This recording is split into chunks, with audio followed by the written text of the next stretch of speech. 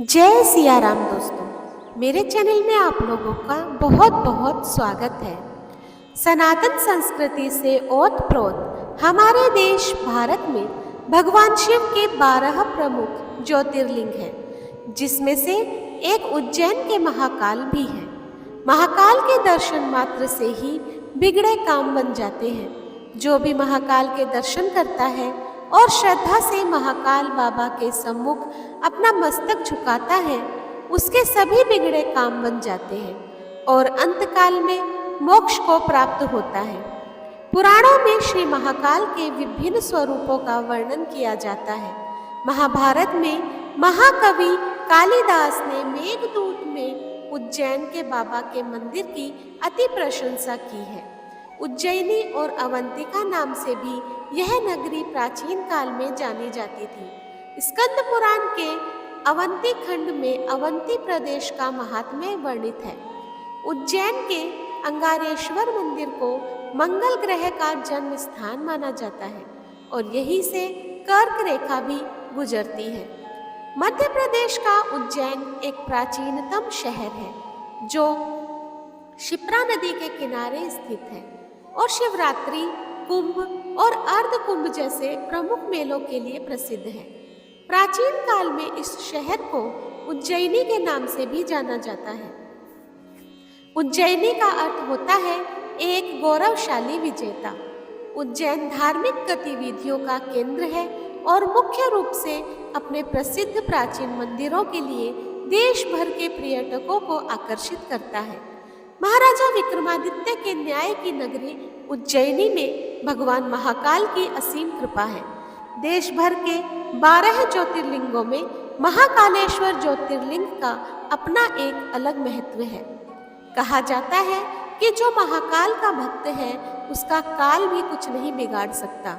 महाकाल के बारे में तो यह भी कहा जाता है कि यह पृथ्वी का एकमात्र मान्य शिवलिंग है। महाकाल की महिमा का वर्णन इस प्रकार से भी किया गया है। आकाशे तारकम लिंगम पाताले हाटकेश्वरम भूलोके च महाकालो लिंग त्रय नमोस्तुते। इसका तात्पर्य यह है कि आकाश में तारक लिंग, पाताल में हाटकेश्वर लिंग तथा पृथ्वी पर महाकालेश्वर ही मान्य शिवलिंग है। उज्जैन का सिंहस्थ मेला बहुत ही दुर्लभ संयोग लेकर आता है, इसलिए इसका महत्व और भी अधिक बढ़ जाता है। इस दिन यहाँ 10 दुर्लभ योग होते हैं, जैसे वैशाख माह मेष राशि पर सूर्य, सिंह पर बृहस्पति, स्वाति नक्षत्र, शुक्ल पक्ष पूर्णिमादि आदि। उज्जैन के प्रसिद्ध महाकाल वन में स्थित महाकाल की महिमा प्राचीन काल से ही दूर दूर तक फैली हुई है। महाकाल का यह मंदिर न जाने कितनी बार बना और टूटा। आज का महाकाल का यह मंदिर आज से 150 साल पूर्व राणोजी सिंधिया के मुनीम रामचंद्र बाबा शेणबी ने बनवाया था। इसके निर्माण में मंदिर के पुराने अवशेषों का भी उपयोग हुआ। रामचंद्र बाबा से भी कुछ वर्ष पहले जयपुर के महाराजा जय सिंह ने द्वारकाधीश यानी कि गोपाल मंदिर यहाँ बनवाया था। यहाँ श्री कृष्ण की चांदी की प्रतिमा है। यहाँ तक कि मंदिर के दरवाजे भी चांदी के बने हुए हैं। कहा जाता है कि मंदिर का मुख्य द्वार वही है जिसे सिंधिया ने गजनी से लूट में हासिल किया था। इसके पहले यह द्वार सोमनाथ की लूट के दौरान यहाँ से गजनी पहुंचा था। यहाँ द्वारकाधीश की प्रतिमा होने से इसे द्वारकाधीश मंदिर भी कहा जाता है। मंदिर की रचना और परिक्रमा परिसर अत्यंत रमणीय है। यहाँ दर्शनार्थियों की हमेशा भीड़ लगी रहती है, लेकिन जितनी भीड़ महाकालेश्वर मंदिर में होती है उतनी यहाँ और किसी भी मंदिर में नहीं होती। घंटों तक लोग कतारबद्ध खड़े रहते हैं। सिंहस्थ पर्व और महाशिवरात्रि के दौरान तो पूरा दिन इंतजार करना पड़ता है। हिंदू वैदिक ग्रंथों के अनुसार शिव महापुराण के 22वें अध्याय के अनुसार दूषण नामक एक दैत्य से भक्तों की रक्षा करने के लिए भगवान शिव ज्योति के रूप में उज्जैन में प्रकट हुए थे। दूषण संसार का काल था और शिव शंकर ने उसे खत्म कर दिया। इसलिए शंकर भोलेनाथ महाकाल के नाम से पूज्य हुए। अतः दुष्ट दूषण का वध करने के पश्चात भगवान शिव कहलाए। कालों के काल महाकाल। उज्जैन में महाकाल का वास होने से पुराने साहित्य में उज्जैन को महाकालपुरम भी कहा गया है। उज्जैन में एक कहावत प्रसिद्ध है, अकाल मृत्यु वो मरे जो काम करे चांडाल का, काल भी उसका क्या बिगाड़े जो भक्त हो महाकाल का। क्योंकि भगवान शिव को पृथ्वी का अधिपति भी माना जाता है। भगवान शिव पृथ्वी के राजा हैं। महाकालेश्वर मंदिर उज्जैन के पवित्र शहर में हिंदुओं के सबसे शुभ मंदिरों में स्थित है। शुभ मंदिरों में से एक माना जाता है। यह मंदिर एक झील के पास स्थित है। इस मंदिर में विशाल दीवारों से घिरा हुआ एक बड़ा आंगन है। इस मंदिर के अंदर 5 स्तर हैं और इनमें से एक स्तर भूमिगत है। दक्षिण मूर्ति महाकालेश्वर की मूर्ति को दिया गया नाम है तथा इसमें देवता का मुख दक्षिण की ओर है। स्थानीय लोगों का ऐसा मानना है कि भगवान को एक बार चढ़ाया हुआ प्रसाद फिर से चढ़ाया जा सकता है तथा यह विशेषता केवल इसी मंदिर में देखी जा सकती है। इसके लिए एक कथा भी पुराणों में कही जाती है कि जब देवताओं और राक्षसों ने मिलकर समुद्र का मंथन किया तब उसमें से कई अमूल्य चीजें प्राप्त हुई। इनमें से एक अमृत कलश भी था। देवता बिल्कुल नहीं चाहते थे कि इस अमृत का थोड़ा सा भी हिस्सा वे राक्षसों के साथ बांटे। देवराज इंद्र के संकेत देने पर उनका पुत्र जयंत अमृत कलश लेकर भाग निकला। राक्षस उसके पीछे पीछे भागे। कलश पर कब्जे के लिए 12 दिनों तक हुए संघर्ष के दौरान अमृत की कुछ बूंदें पृथ्वी के 4 स्थानों पर छलक पड़ी। ये स्थान है हरिद्वार, प्रयाग, नासिक और उज्जैन। कलश से छलकी अमृत की बूंदों को इन स्थानों पर स्थित पवित्र नदियों ने अंगीकार कर लिया। उज्जैन के किनारे बहने वाली शिप्रा भी इन नदियों में से एक थी। हिंदू धर्म में भगवान शिव को मृत्युलोक देवता माने गए हैं। शिव को अनादि, अनंत, अजन्मा माना गया है, यानी इनका कोई आरंभ नहीं है और ना ही अंत है। न उनका जन्म हुआ है और ना ही वह मृत्यु को प्राप्त होते हैं। इस तरह भगवान शिव अवतार न होकर साक्षात ईश्वर है। भगवान शिव को कई नामों से पुकारा जाता है। कोई उन्हें भोलेनाथ तो कोई देवाधिदेव महादेव के नाम से पुकारता है। वे महाकाल भी कहे जाते हैं और कालों के काल भी। शिव की साकार यानी मूर्ति रूप और निराकार यानी अमूर्त रूप में आराधना की जाती है।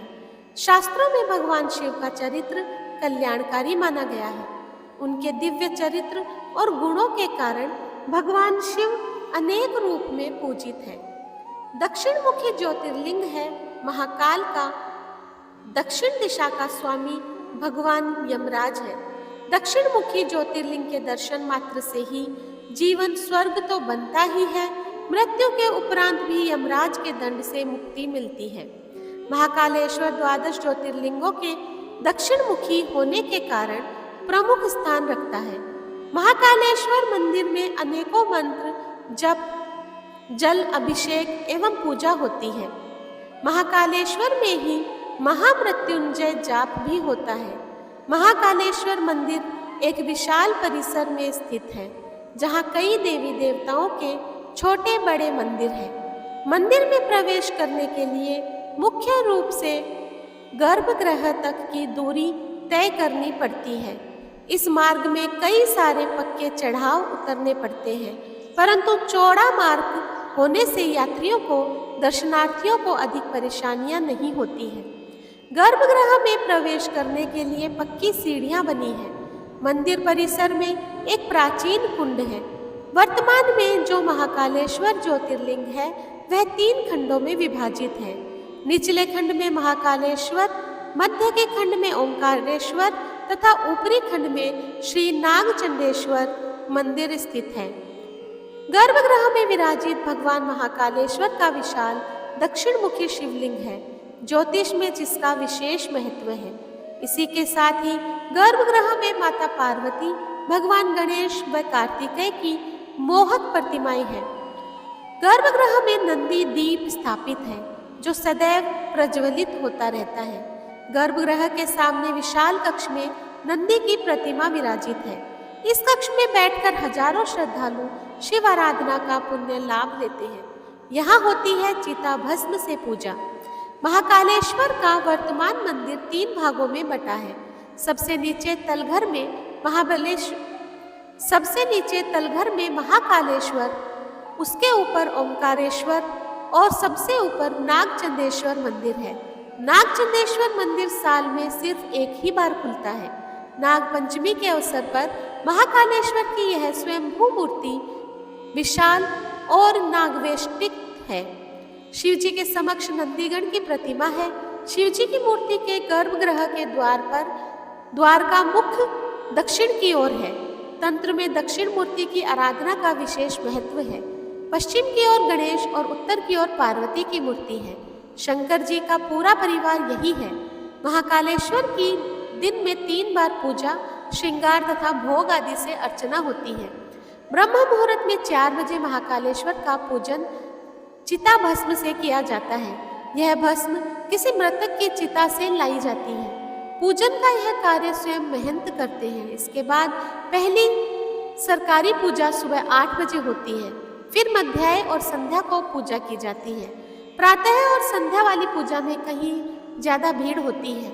मंदिर के परिसर में बैठने वाले पुजारी कुछ अधिक पैसे लेकर विशेष पूजा करा देते हैं। उस पूजा के लिए शुल्क, दक्षिणा जिला प्रशासन, सरकार द्वारा यह निश्चित फिक्स किए हुए हैं। आखिर क्यों भगवान शंकर को कालों के काल कहा जाता है? देवाधिदेव महादेव मनुष्य के शरीर में प्राण के प्रतीक माने जाते हैं। आपको पता ही है कि जिस व्यक्ति के अंदर प्राण नहीं होते हैं तो उसे शव का नाम दिया गया है। भगवान भोलेनाथ का पंचदेवों में सबसे महत्वपूर्ण स्थान माना जाता है। भगवान शिव को मृत्युलोक का देवता माना जाता है। आपको पता होगा कि भगवान शिव के 3 नेत्रों वाले हैं, इसलिए त्रिदेव कहा गया है। ब्रह्मा जी सृष्टि के रचयिता माने गए हैं और विष्णु को पालनहार माना गया है। वही भगवान शंकर संहारक है। यह केवल लोगों का संहार करते हैं। भगवान भोलेनाथ संहार के अधिपति होने के बावजूद भी सृजन का प्रतीक है। वे सृजन का संदेश देते हैं। हर संहार के बाद सृजन शुरू होता है। इसके अलावा पंच तत्वों में शिव को वायु का अधिपति भी माना गया है। वायु जब तक शरीर में चलती है तब तक शरीर में प्राण बने रहते हैं, लेकिन जब वायु क्रोधित होती है तो प्रलयकारी बन जाती है। जब तक वायु है तभी तक शरीर में प्राण है। शिव अगर वायु के प्रवाह को रोक दे तो फिर वे किसी के भी प्राण ले सकते हैं। वायु के बिना किसी भी शरीर में प्राणों का संचार संभव नहीं है। अनिश्चित मृत्यु टालते हैं महाकाल। कई व्यक्ति बाबा के दर्शन इसलिए भी करते हैं ताकि वह अपनी अनिश्चित मृत्यु को टाल सके एवं मोक्ष को प्राप्त हो सके। यहाँ आकर सच्चे मन से मांगी गई दुआ कभी खाली नहीं जाती है। यहाँ आने से हर मनोकामना पूर्ण होती है। बाबा के दर्शन करने के लिए देश विदेश से भी व्यक्ति आते हैं। कई विद्वानों का कहना है कि महाकाल उज्जैन से ही दुनिया का भरण पोषण करते हैं। भगवान महाकाल का सच्चे मन से पूजन करने से सभी कष्टों से मुक्ति मिल जाती है। हिंदू धर्म के अनुसार भगवान शंकर को मृत्युलोक के देवता माना जाता है, इसलिए वो अवतार न होते हुए स्वयं साक्षात ईश्वर है और कालों के काल होने के कारण उन्हें महाकाल कहा जाता है, जिसका न आरंभ है और न ही अंत है। महाकाल को काल का अधिपति माना गया है तथा खास तौर पर भगवान शंकर का पूजन करने से मृत्यु का भय दूर हो जाता है और अगर सच्चे मन से भगवान शंकर की पूजा की जाए तो मृत्यु के बाद यमराज द्वारा दी गई यातनाओं से भी मुक्ति मिल जाती है। उज्जैन प्रमुख ज्योतिर्लिंग और एक आध्यात्मिक केंद्र। मध्य प्रदेश का उज्जैन एक प्राचीनतम शहर है जो शिप्रा नदी के किनारे स्थित है और शिवरात्रि, कुंभ और अर्ध कुंभ जैसे प्रमुख मेलों के लिए प्रसिद्ध है। प्राचीन काल में इस शहर को उज्जैनी के नाम से भी जाना जाता है। उज्जैनी का अर्थ होता है एक गौरवशाली विजेता। उज्जैन धार्मिक गतिविधियों का केंद्र भी है। उज्जैन से जुड़ी पौराणिक गाथा। इस शहर से अनेक पौराणिक गाथाएं जुड़ी हुई है। एक समय उज्जैन में अशोका और विक्रमादित्य जैसे शासकों का शासन था। प्रसिद्ध कवि कालिदास ने भी इस जगह पर अपनी कविताएं लिखी हैं।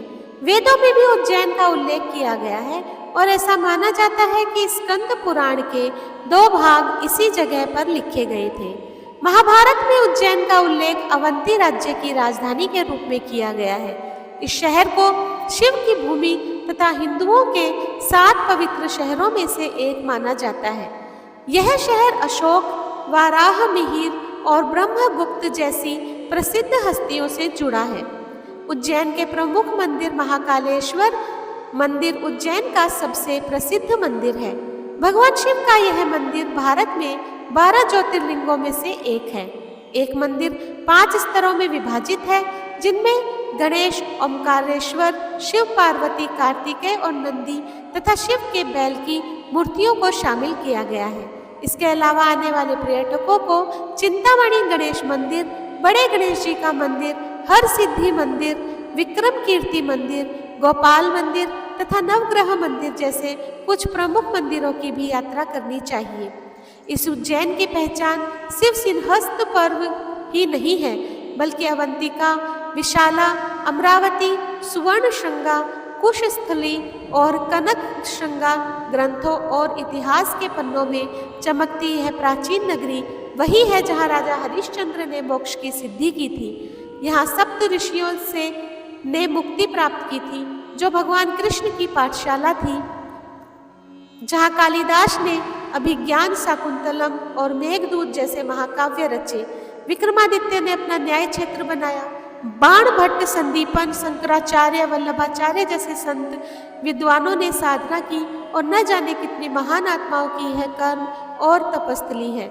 ऐसी भूमि पर कदम रखते ही कौन खुद को धन्य महसूस नहीं करेगा। धन्य धन्य श्री महाकाल। हम सभी में भगवान श्री महाकाल का अंश है और उसी ने यह सब कुछ करवाया। करने वाले श्री महाकाल और करवाने वाले भी श्री महाकाल। इसीलिए धन्य धन्य श्री महाकाल। उनके चरणों में कोटि कोटि प्रणाम। तो दोस्तों, महाकालेश्वर ज्योतिर्लिंग की यह कहानी आपको कैसी लगी मुझे कमेंट बॉक्स में ज़रूर बताइएगा और ज़्यादा से ज़्यादा मेरे चैनल को लाइक, शेयर और सब्सक्राइब कीजिए। धन्यवाद।